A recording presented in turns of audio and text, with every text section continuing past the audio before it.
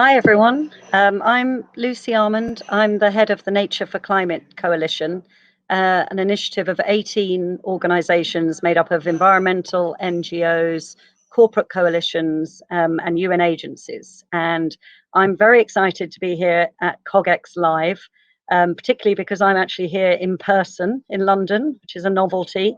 And this is also the first time that Nature for Climate has spoken directly to such a prominent tech audience. The reasons for this, which will become clear throughout this session.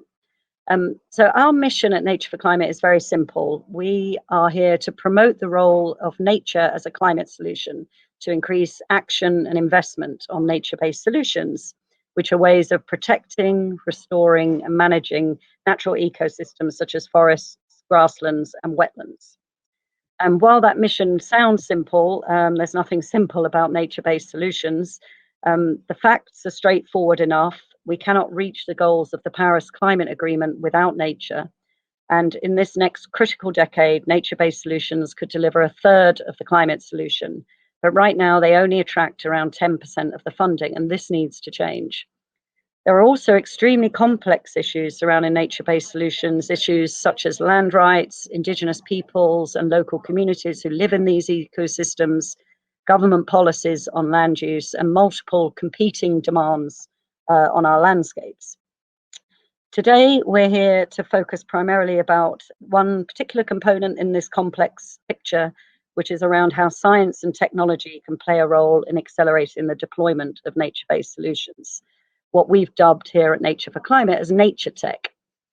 To us, nature tech is technology to enable, accelerate, and ensure the integrity of nature-based solutions, which can include satellite monitoring, artificial intelligence, drones for reforestation, and digital DNA technologies to help monitor biodiversity, etc.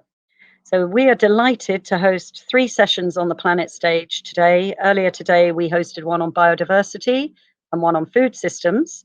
And now we are turning to the topic of nature and climate. How can nature tech help scale up natural climate solutions? And we are very lucky to be joined by Kara Hurst, the head of Worldwide Sustainability at Amazon, Diego Saez Gil, the CEO and co-founder of Pachama. And I'm now going to hand over to our expert moderator, Leonardo Lacerda, the head of climate change at the Nature Conservancy. Over to you, Leonardo. Thank you, Lucy, and a very warm welcome to all of you to this session. And all of us, I suppose, are very aware that the planet is facing a double crisis of biodiversity loss and climate change. And we know that most of the solutions will need to come from the energy sector on the way that we transform how we power our homes, how we deal with our transportation and our industry. But maybe some of you do not know that science has now made clear that nature itself can be a major ally to help us resolve the climate crisis. And listen to this, up to 30%, I said 30% of the mitigation effort can come from nature itself through what we call nature-based solutions that Lucy just explained. So we would like now to invite our distinguished 2 guests, and I would like to first let you know that we will be doing, for the next 20 minutes, we will be speaking to them. Hello, Cara. Hello, Diego. So I'll let first them speak, and then I'll open the floor for a Q&A for about 7 minutes, and then I'll take it back to conclude this session. So I'd like then to start with you, Diego. What inspired you to actually get involved in nature tech and to start Pachama? And how do you hope Pachama will play a role in accelerating the deployment of nature-based solutions? Absolutely, and thank you so much for having me on this event. For the last 10 years, I worked in technology, starting 2 different companies that brought advanced technologies to traditional industries. And what inspired me to create Pachama is I'm actually originally from Argentina, the north of Argentina, an area with beautiful forest. And 4 years ago, I did a trip in which I got to see firsthand the deforestation happening in South America, in Argentina, Bolivia, and Peru. And knowing the power of the technologies that we have available today, including satellite images and LiDAR data coming from private and public organizations, and advancements on artificial intelligence, such as deep learning, which allows you to train an algorithm and make very accurate predictions with enough data, and just cloud computing and the web that can connect the parties. I decided to partner with my friend Tomas, who is a machine learning expert. And the idea for Pachama is that we can create a platform that connects companies that want to invest in nature as part of their net zero plans with projects around the world who are doing conservation and restoration at scale, and ensuring that there is trust between the parties by using these technologies, verifying and monitoring every single project, which is something that we couldn't do only a few years ago, but today we can. So our hope is that our platform can help drive hundreds of millions of dollars and perhaps billions of dollars to effective nature-based solutions that will not only sequester gigaton levels of CO2 from the atmosphere, but can also protect biodiversity and endangered species, and creating local income, local jobs for communities all over the world. So we're just at the beginning of the journey, but very excited with the potential of this contribution. Diego, so it seems that it's a lot about connections, and so yeah, I see that you're trying to make supply meet demand. And speaking about connections, what do startup companies like yours need from corporate customers like Amazon, or from governments and investors to thrive and move at the speed that is really required now to face climate change? Yeah, we were very fortunate to get the support of incredible investors, including Amazon with their Climate Pledge Fund. And that is key. It's key as a technology startup that is just getting started to get the support from corporations, from governments, and from different stakeholders, because these technologies need support. We don't have a lot of time. This is the key decade. So I really, I'm very grateful for the support that we're getting, and we need more companies. I think that every single company should have a plan to reach net zero by 2030 or 2040, depending on the complexity of your operations. And that plan should include, of course, number one, reducing your emissions, moving away from fossil fuel as fast as you can, but then an investment on nature to remove CO2 from the atmosphere, taking responsibility for what we put in the atmosphere. And we hopefully are bringing up a credible, real, verifiable way for companies to do those investments. So I do hope that in the next few years, we'll see more and more companies jumping on the bandwagon of nature-based solutions. And supposing they do, at the speed that is required and that we hope they will do you see any nature tech gaps that those in our audience here could help to fill in, or in order to accelerate the changes, or even regulations and any other things that can help us to accelerate the deployment of these existing nature techs? Yeah. Absolutely. I always say that it will take a village. We need a lot of startups, a lot of technologies being developed to protect and restore nature. I do see a lot of opportunities on the ground to accelerate restoration and conservation. There are companies such as Terraformation and DroneSeed that are using technologies to do the tree planting, but we need more approaches to do things such as sapling and seedling creation, nursery running operations, and then measurement of all kind of things. Today we are measuring the forest from space, but you can also measure it from the ground with sensors. And there are so many things that we can measure in addition to carbon. For example, biodiversity, soil composition, all these things are key in order to know these ecosystems that are so complex.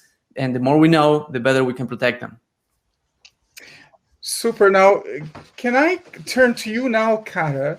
And can you tell us, please, why is it important for companies like Amazon to invest in nature-based solutions? Yes. Well, thank you so much for hosting this conversation and for Nature for Climate and the Nature Conservancy and CogX. I think this is such a timely and important conversation to have. So I echo a lot of what Diego has already said in centering the conversation and discussion on the role of nature-based solutions to tackle climate change, and really centering that on the latest climate science.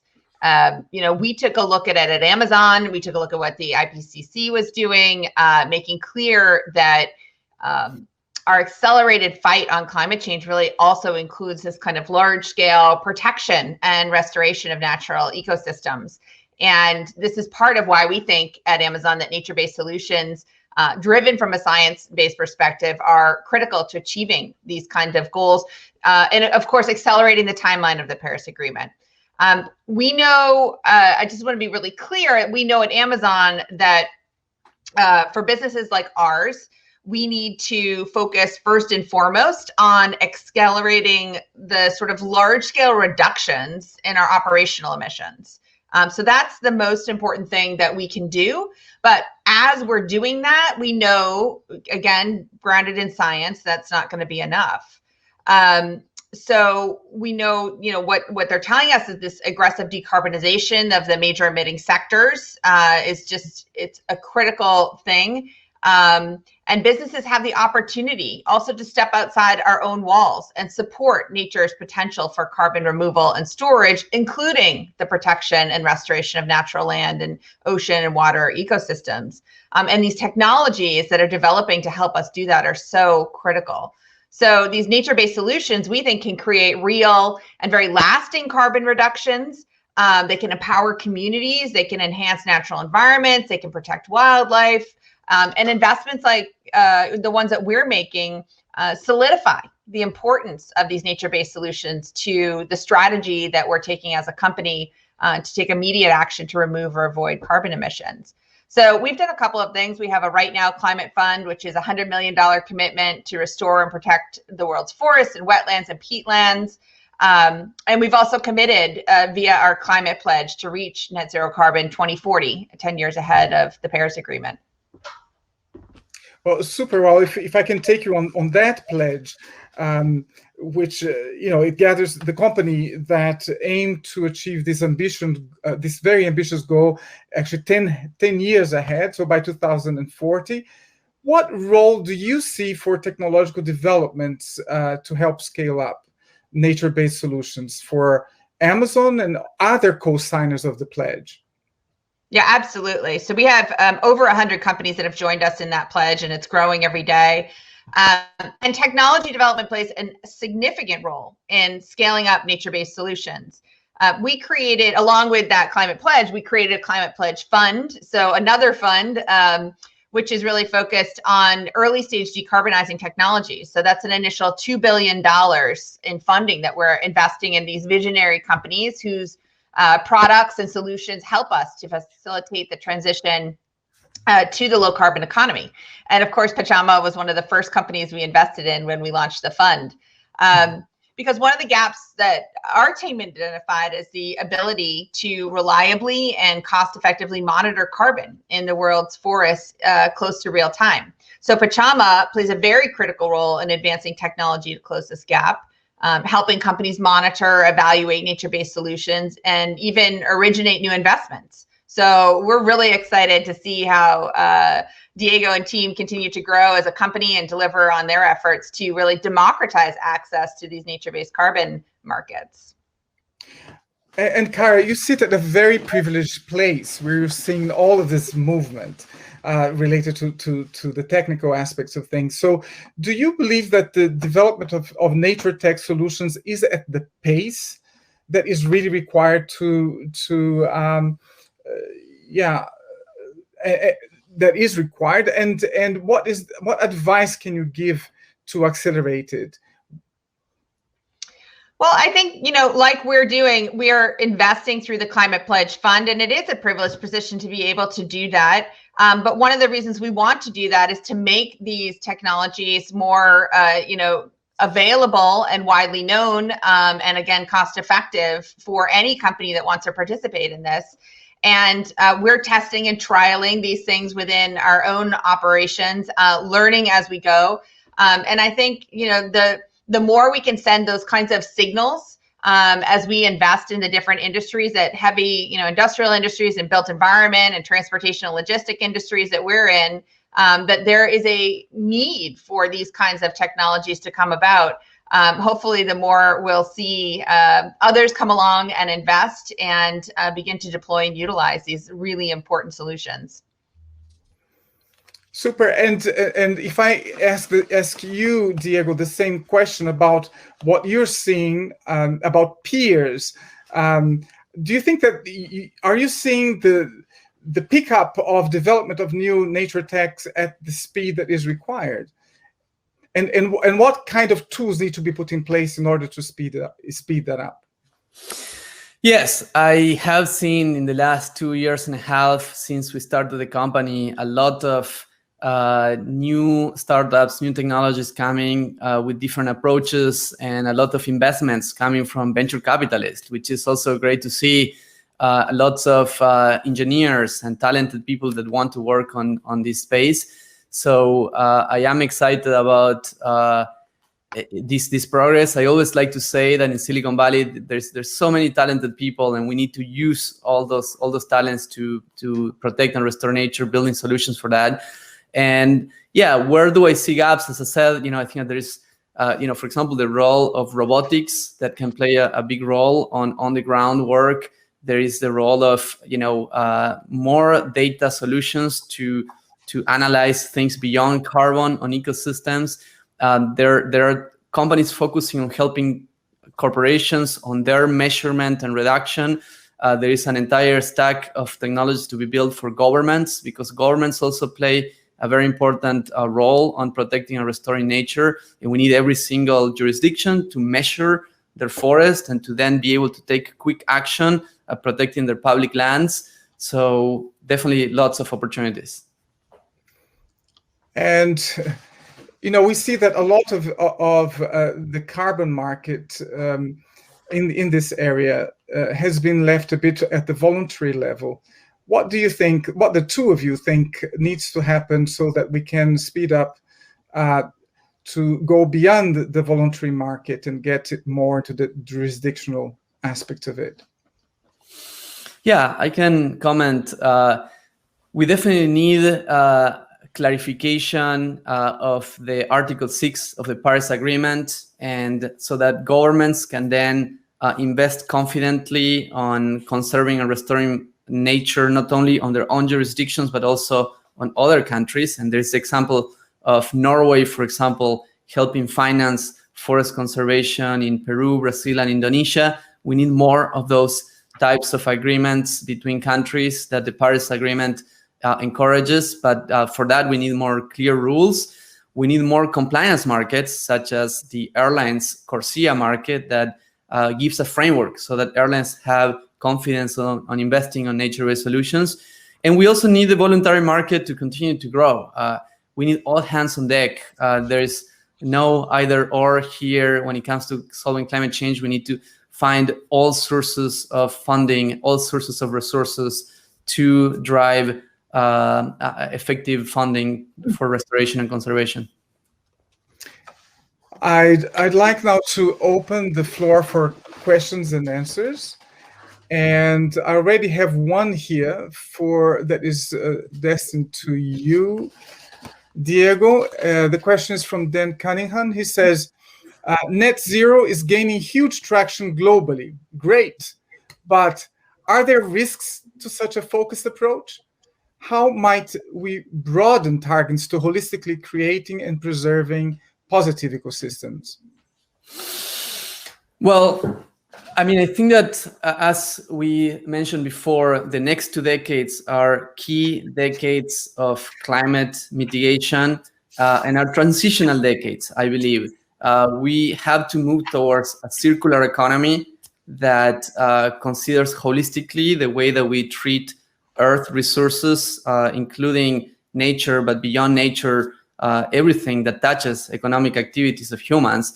And yes, I mean, we need to start thinking about how we're going to create an economy that creates a stable state.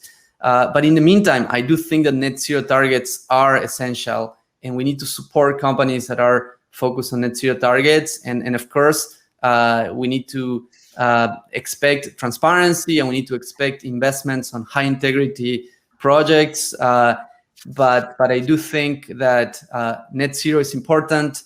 And in the meantime, we also have to think of circular economy principles for the second part of the 21st century. Super. And a question for Kara now: how aware are your investors and shareholders in nature-based solutions? Do you think the level of understanding in this area is growing? Well, I think it is growing, and there's I think a growing awareness in general of the role that nature-based solutions can play. And we're, conversations like this help to inform the different ways that companies and new technologies are making those nature-based carbon markets grow. And I would point to something, we had a recent launch that Amazon helped to launch, the Leaf Coalition. And I think that is, it's exactly what Diego was just talking about. It's a new public-private global initiative that aims to raise at least $1 billion to protect the world's tropical rainforest. So in that coalition, we're bringing together governments and companies to tackle climate change, where coalition participants will pay for high-quality emissions reductions from tropical and subtropical forest countries, supporting efforts to reduce and end deforestation. So we put out a large call, and partnering with many, many others to invite companies to participate in the Leaf Coalition. And they can do that by purchasing high quality emissions reductions as part of broader voluntary commitments of global climate action in conjunction with the governments of UK and Norway and the United States. So I think when you have those kind of big visible efforts, we certainly learn a lot in those conversations and raise awareness with our stakeholder communities around what the importance of these kinds of solutions are, but also the high bar of criteria and commitment that's needed to lead to these kind of science-based emission reductions in our value chains. Good. And a question now for Diego. Do you think technology for the planet, if I'm not wrong, Pachama means Mother Earth, isn't it, in Aymara? That's right. I've heard also Pachamamas, but I think Pachama is the same, isn't it? So do you think that technology for the planet should be all open source since it's for the mama? Yes, indeed. Pachama is honoring Pachamama, which is the goddess of Mother Earth. I think it probably is going to be a combination. I think that definitely we need open source, and we're building on a lot of open source technology built by other technology companies. We're standing on the shoulders of giants. But there is also some portions of technology that are okay to be proprietary, because that also creates incentives for investors to invest in these technology companies. And some of these technologies are going to be proprietary for some time and then open source.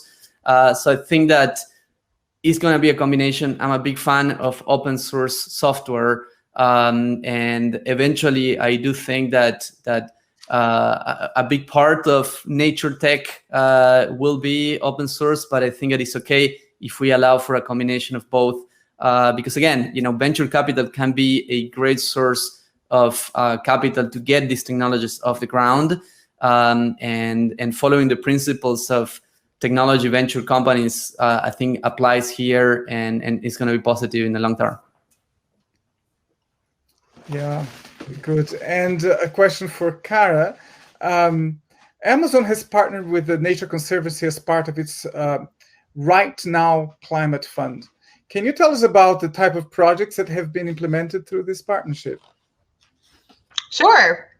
We've had 2 public investments through that partnership. So I appreciate the question, because we're really excited to talk about, in addition to the LEAF Coalition, what we're doing kind of on the ground.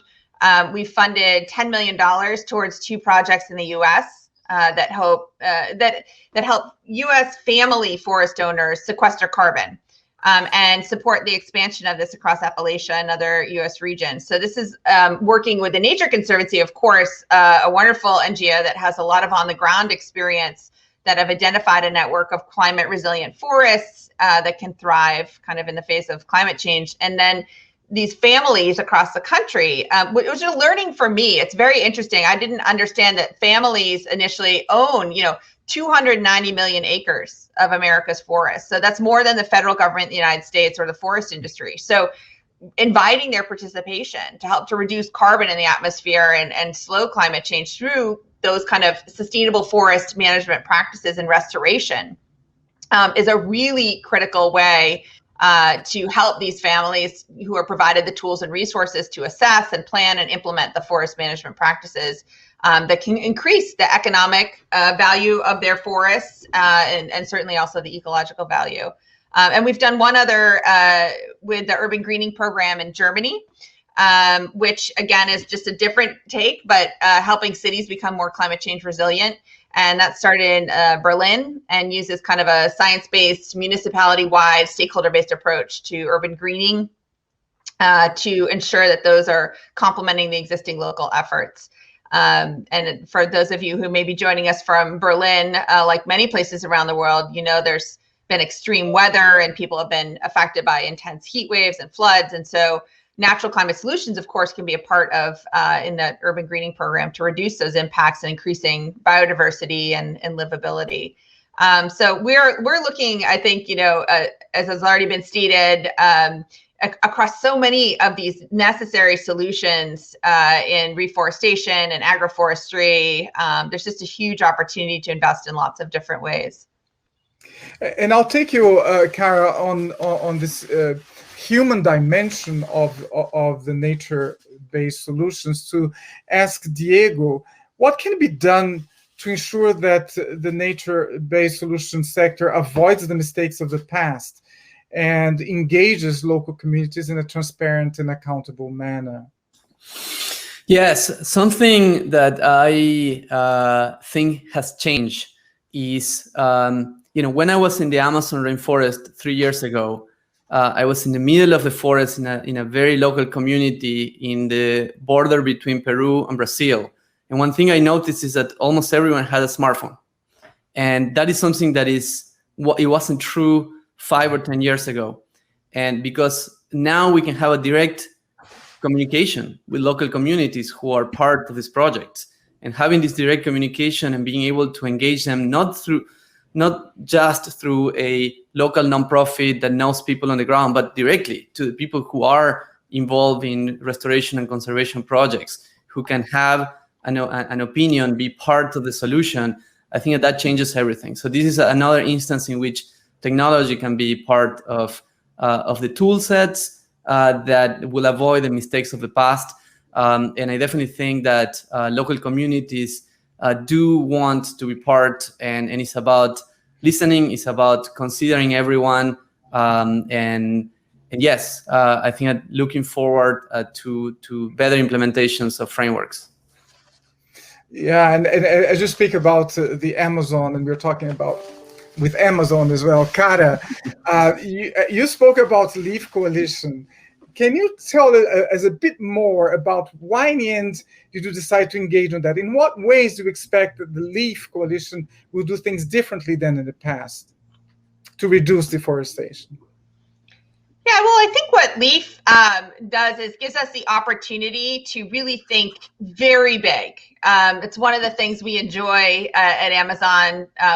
We actually have a leadership principle called Think Big. And so when we saw the opportunity to come together across sectors to have these, governments and companies, and of course, NGOs as part of a solution. That's a really interesting way, not just for us to come in to, to be a purchaser of any of the potential emissions reductions, but to have the NGOs hold this very high bar of credibility, right? So that these emissions reductions, come in addition to, not as a substitute for deep cuts in our own emissions, but they're a way for us to invest and send that signal that we need very high bar, high criteria commitment to these reductions, because I think that the quality matters quite a bit, the partnership matters quite a bit, and of course, the funding. The signal that this is an area where more resources are needed, more funding is needed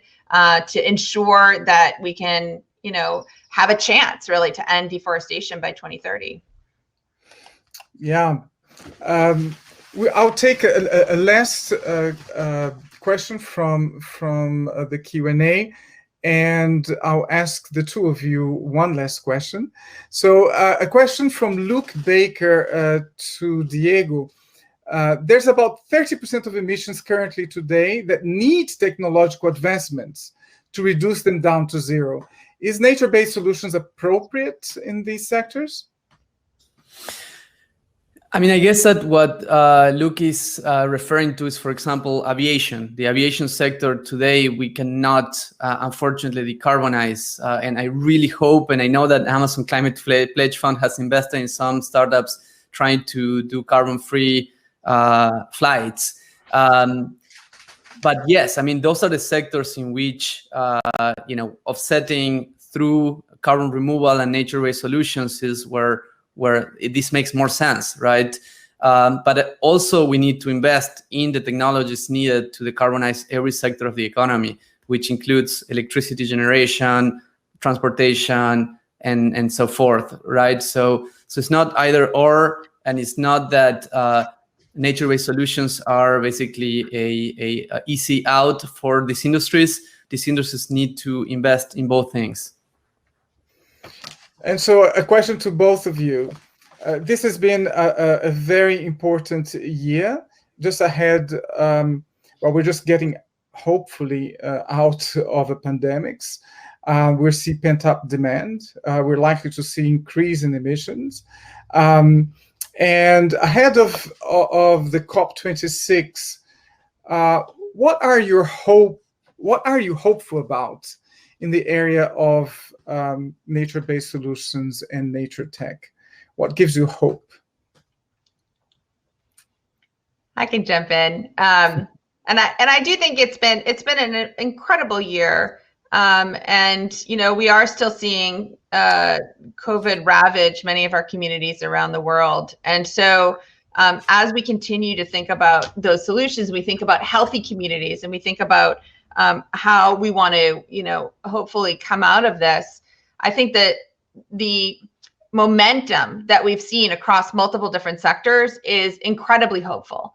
So we're seeing action in the corporate sector, in government, in NGOs, and of course in new technologies, which has been so exciting. And conversations like these, where we wouldn't have had this conversation several years ago, where we bring together and think about this nature for tech, that's so exciting.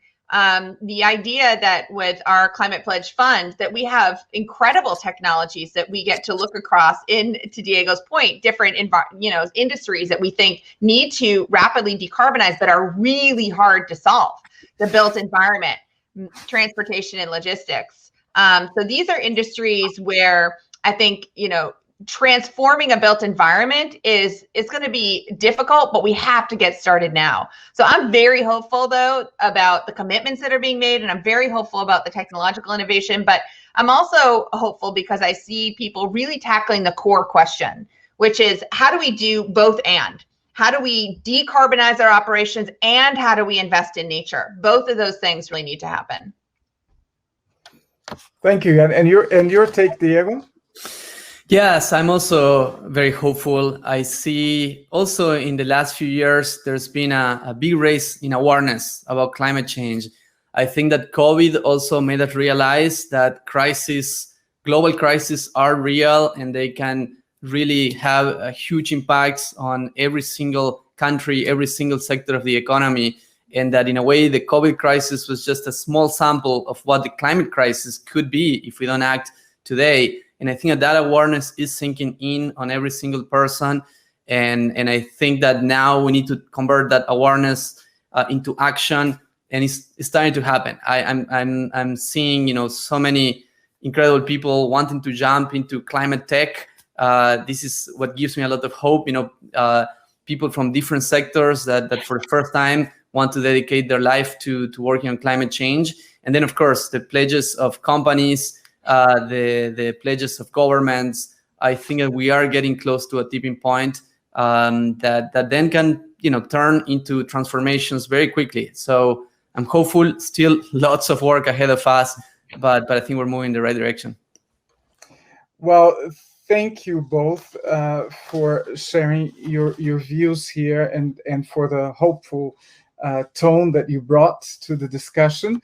I will not dare to attempt to synthesize such a rich discussion, but I would try to say that if we go back to the original question about what are really the potential for specifically technology and nature tech to accelerate climate change solutions, from this conversation,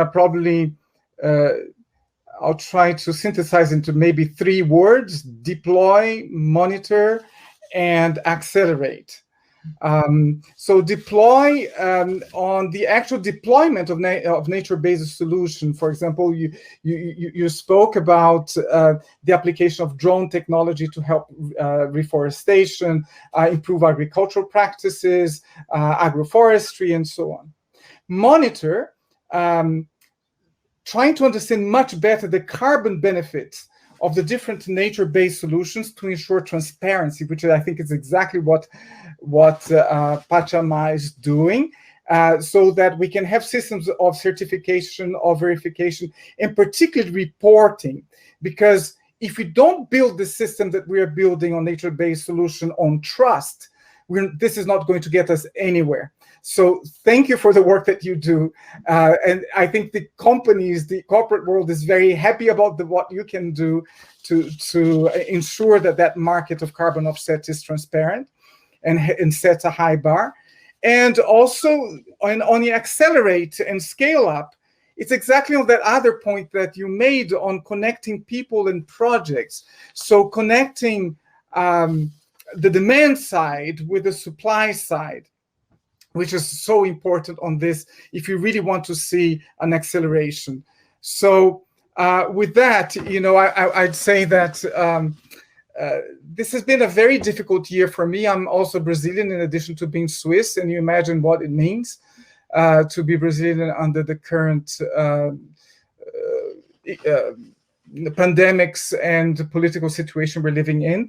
So I actually went back to Kierkegaard to look at the Treaty of Despair and see where I could find hope there. And he says that the despaired human being is the one that either sees